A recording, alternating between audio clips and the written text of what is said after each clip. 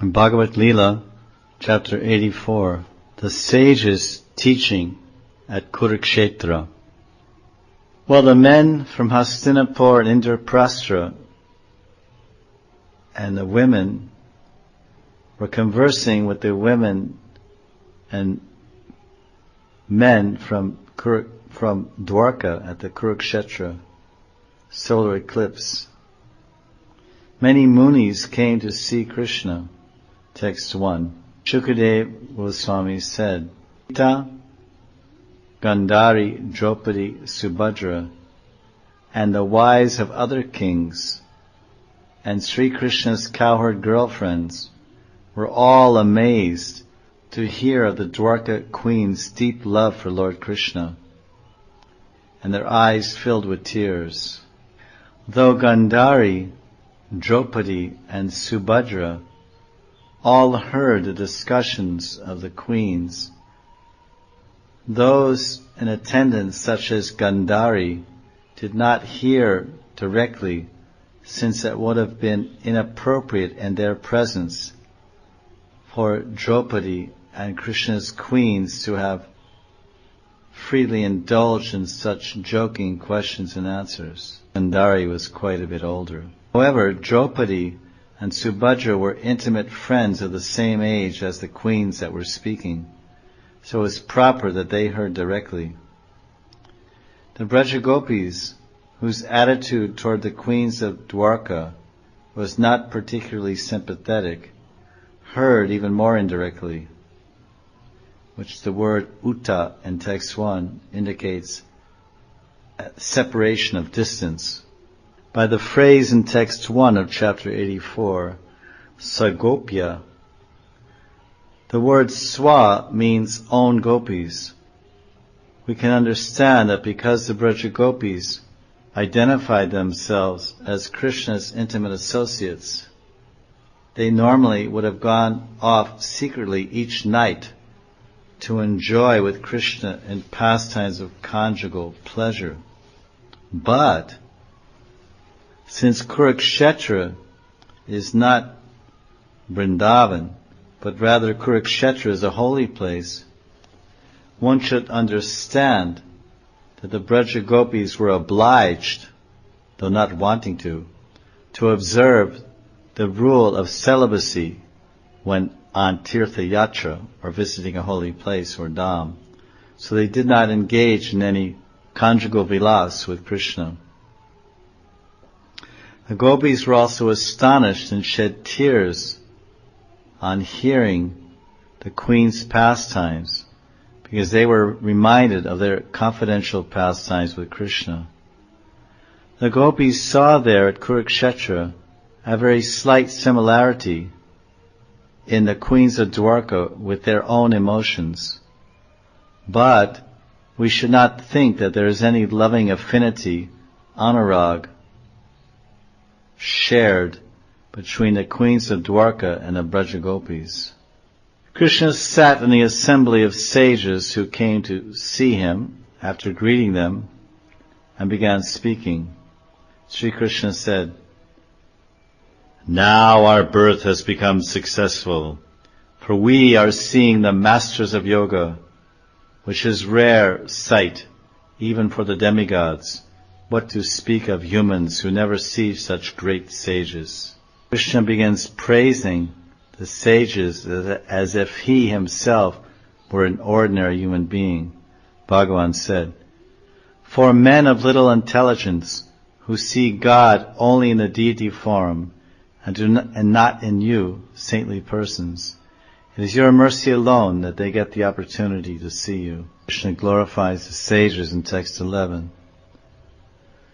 Nayam mayani tirtani nadeva mritchila maya te punat yurukalena darshanad eva sadhava. Mere bodies of water, sacred lakes and rivers in the holy tirthas are not the real sacred places of pilgrimage, nor are the murtis and deities made of earth and stone the true worshipable deities, because these tirthas and deities They purify one only after a long time, but saintly sages purify one immediately upon being seen. Punatyuru kalena darshanad eva sadhava. Text 12. Nagnirna suryo nacha chandra taraka naburjalam kam shwasano tavan mana upasita bedha krito harantyagam vipaschito nanti muhurta sevaya. Bhagavan Sri Krishna continues to extol the sages at Kuruksetra that came to visit him during the eclipse.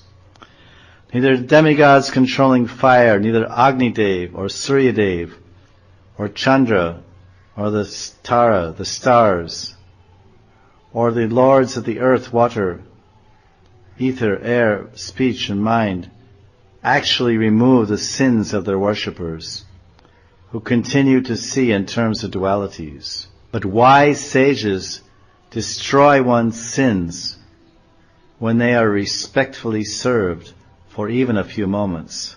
Krishna goes on. Text 13. Famous verse Prabhupada always quotes. Yasyatma buddhi kunapechi tatuke sadi kalatradishu boma ijyadi yatirtha buddhi salilena karhi chij janeshva bhigyeshu saeva gokaraha. Sri Krishna said, O sages, O munis, one who identifies his self as the inert material body made of mucus, bile, and air, and who assumes that his wife and family are permanently his own, and who thinks that an earthen image or the land of his birth is worshipable, or who sees a place of pilgrimage as merely the water there, but who never identifies himself with, feels kinship with, worships, or even visits those who are wise in spiritual truth. Such a foolish person is no better than a cow or ass. Krishna said, Vishwanath rephrases, text 13. He who thinks that the corpse-like body composed of mucus, bile, and air is the object of love, who thinks that his wife and children are his own, swadi, or that images made of earth are worthy of worship, and who sees a holy place as merely the water there, but never associates with self-realized men, is equal to a cow or an ass. Cows and asses are classified as one object because of their similarity. Or, the phrase Gokaraha can mean the asses that carry grass and other items for the service of the cows. Hearing Krishna's inscrutable words were so uncharacteristic of the Lord, the sages remained quiet because they couldn't see any logic in what he was saying. They thought must be Krishna speaking like this as a guru and is instructing the common man for enlightening him. Thus, because Krishna is the supreme teacher or of spiritual surrender. The sages replied to Krishna, actually, Sri Krishna, although you are none other than the Supreme Lord, Parameshvara, you act as if you were a controlled living entity, hidden by your human-like behavior. Such pastimes of yours result in your being supremely glorified. Bhagavan, your displaying and hiding your powers are beyond comprehension. How amazing it is that although you are the perfectly complete personality of Godhead, you're engaging in the pastime of worshipping the Brahmanas in imitation of ordinary persons. Thus you simply pretend to be under higher control. In all cases, you are the supreme personality of Godhead. They continue, the kings glorify Krishna. Today our vision, knowledge, and austerity have become fruitful by seeing you, who is the ultimate goal. the ultimate limit of auspiciousness. Therefore you may praise us or respect us to teach the common man, but we ourselves in return bow down and accept you as our most worshipful Lord. Who are these sages that were gathered at Kuruksetra for the Surya Grahan and so wonderfully glorifying Lord Krishna from Dwarka? There was Dvaipayana, Narada, Chavanarishi, Devala Asita, Vishwamitra Muni, Bharatraj Gautam, Parasaram, Vashishta, Bhrigu, Yagyavalkya, Angira, the four Kumaras, Brihaspati and Vamadev. They were all involved. They concluded their prayers by saying, "My dear Lord, we're so pleased and fortunate to have direct darshan of your feet. And our only prayer is that you'll be merciful to us and accept us your devotees." Krishna's father, Vasudeva, approached the sages and fell at their feet and made some inquiry.